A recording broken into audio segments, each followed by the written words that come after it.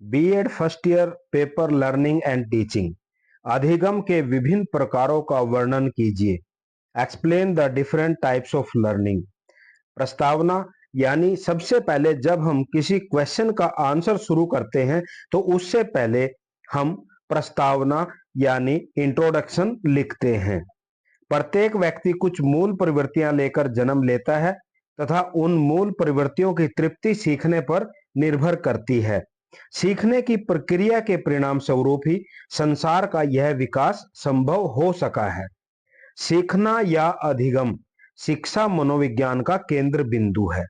शिक्षा के क्षेत्र में अधिगम का एक विशेष महत्व है क्योंकि शिक्षा का उद्देश्य ही सीखना है। स्कूल में, कक्षा में, घर में अध्यापक और अभिभावक इसी के लिए प्रयत्नशील रहते हैं।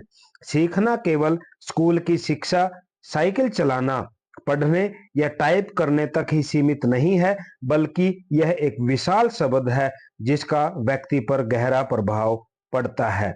जब किसी क्वेश्चन को हम करते हैं तो उसके अंदर एक डेफिनेशन भी लिखनी है। यहाँ पर हम डेफिनेशन कर रहे हैं जी.डी. बॉज के अनुसार।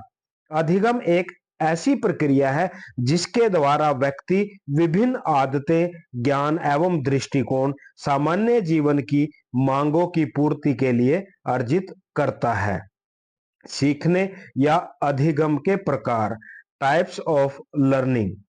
सीखने के विभिन्न आयामों को दृष्टिगत रखते हुए अधिगम को विभिन्न प्रकार, अत्यंत सामान्य से अति विशिष्ट में बांटा जा सकता है। सामान्य रूप से मनोवैज्ञानिकों ने इसे 6 श्रेणियों में विभाजित किया है।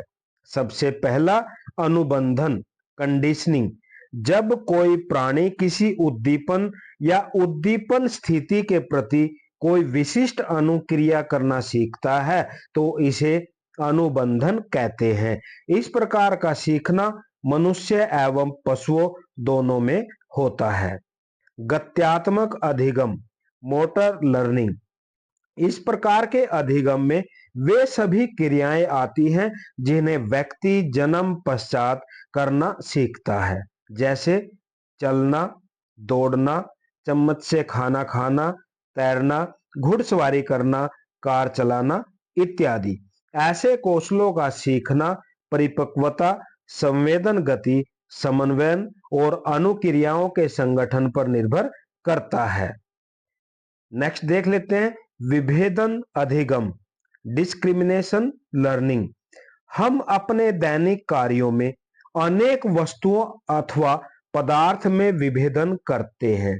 इस प्रकार के अधिगम में व्यक्ति या प्रयोज्य को एक साथ 2 उद्दीपनों में विभेदन करना होता है, जिसमें से किसी एक उद्दीपक के लिए व्यक्ति या प्रयोज्य को पुरस्कृत या दंडित किया जाता है।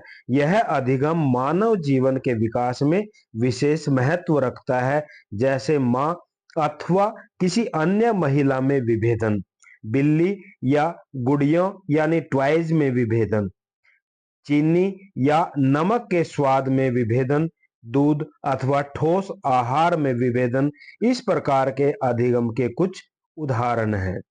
वाचिक अधिगम, वर्बल लर्निंग। वाचिक अधिगम मानव जीवन के लिए अत्यंत महत्वपूर्ण है क्योंकि इसके अंतर्गत शब्दों, संकेतों अथवा चिन्हों, प्रतिमाओं या प्रत्ययों का सीखना सम्मिलित होता है। माता-पिता एवं अध्यापक विभिन्न प्रविधियों का प्रयोग करके बालकों को वाचिक अधिगम में निपुण बनाने की चेष्टा करते हैं। शिक्षा के क्षेत्र में इस अधिगम का विशेष महत्व है।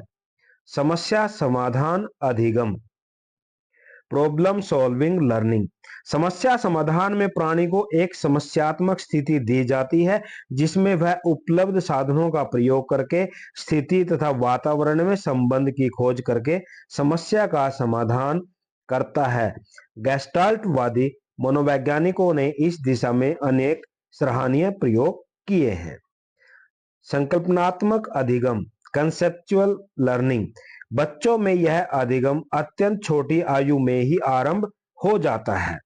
मस्तिष्क के विकास के साथ साथ जैसे जैसे उसकी मानसिक योग्यता विकसित होती है, वह अनेक प्रत्यय संग्रहित करने लगता है। इससे उसकी बोध शक्ति, तर्क शक्ति, कल्पना शक्ति, चिंतन शक्ति का विकास होता है। भाषा और विचार इन सब मानसिक शक्तियों के विकास के आधार होते हैं। परिणाम स्वरूप व्यक्ति अनेक प्रकार से अधिगम एवं विविध प्रकार की समस्याओं के समाधान करने में सक्षम हो जाता है। निष्कर्ष देख लेते हैं। आपने देखा होगा जन्म के समय व्यक्ति असहाय होता है, यानी जब बच्चा होता है असहाय होता है। धीरे धीरे वह वातावरण के संपर्क में आता है और वातावरण के अनुसार स्वयं को बनाने का प्रयास करता है। इस क्रिया में वह अपने परिवार व समाज के अन्य व्यक्तियों से भी लाभ उठाता है, जिसके फलस्वरूप उसके व्यवहार में परिवर्तन आ जाता है। भाषा बोलना, पढ़ना, लिखना और बहुत सी अन्य आदतें भी वह सीख लेता है, जिसके कारण उसका व्यवहार समाज के अनुरूप हो जाता है।